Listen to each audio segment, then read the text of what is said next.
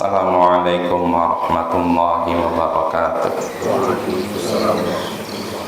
Alhamdulillah, wassalatu wassalamu ala rasulillah wa ala alihi wa sahbihi wa man wala.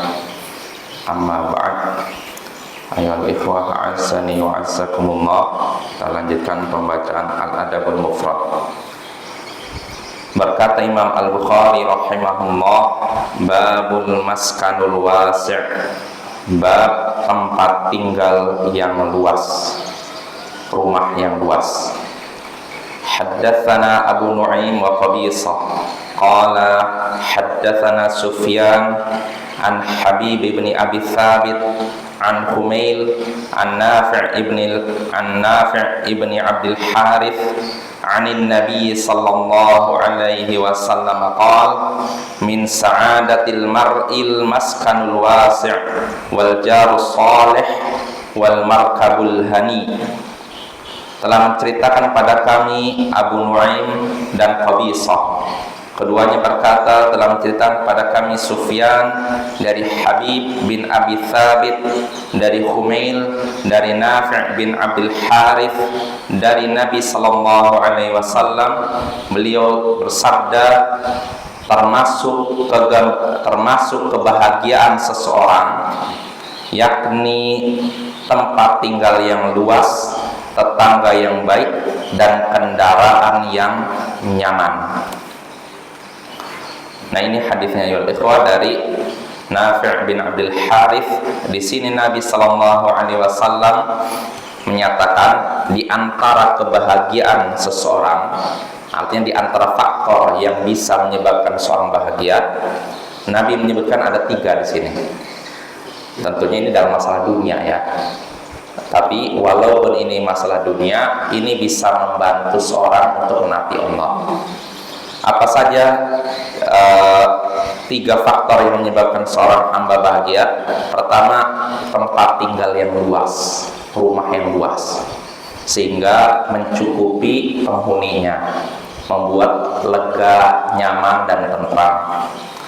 Dan luas di sini tentu nisbi, tidak bisa disamakan antara satu keluarga dengan keluarga lain. Bisa jadi menurut satu keluarga ini sudah dianggap luas, menurut keluarga lain belum luas. Maka nggak bisa istilahnya dibikin patokan khusus ya.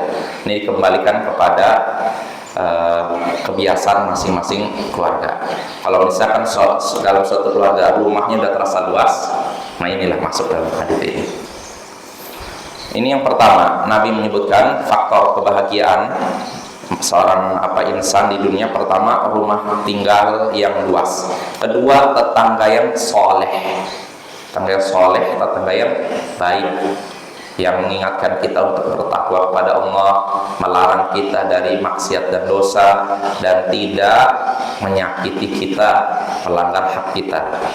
Nah, ini tetangga yang soleh. Yang ketiga, kendaraan yang nyaman.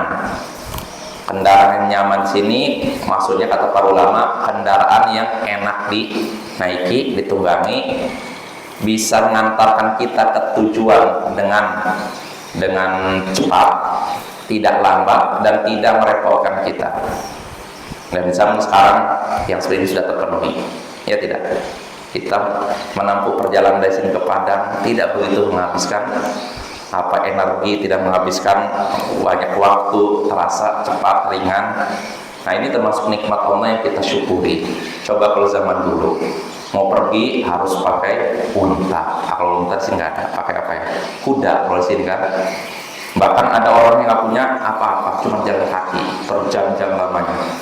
Nah, Allah berikan nikmat kendaraan yang nyaman. Zaman sekarang ada motor, ada mobil, ada kapal laut, pesawat. Ini semua termasuk kendaraan yang nyaman, yang perlu kita syukuri. Nah, itu 3 perkara yang bisa menjadi faktor kebahagiaan seorang: rumah tinggal yang luas, tetangga yang soleh, dan kendaraan yang nyaman. Nah, itu makna hadis tersebut. Nah, dari hadis ini kita bisa mengambil beberapa pelajaran. Di antaranya Pertama, hendaknya atau dianjurkan seorang memiliki rumah tinggal yang luas, ya. Rumah tinggal yang luas yang bisa membuat seorang tenang dan tentram. Tapi sekali lagi ini nisbi, karena bisa jadi menurut seorang ini luas, menurut orang lain belum luas.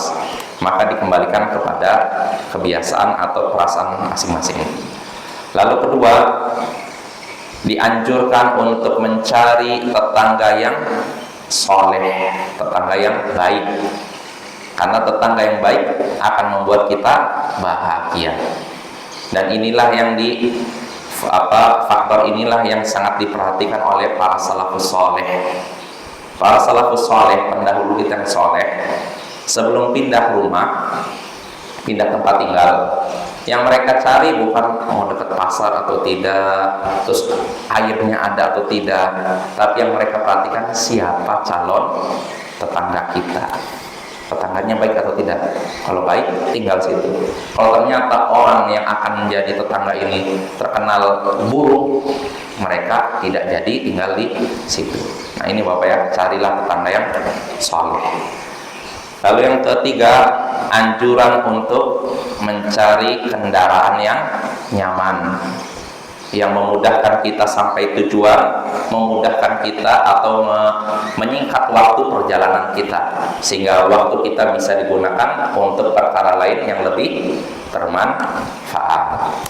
Nah itu 3 faedah atau faedah terakhir.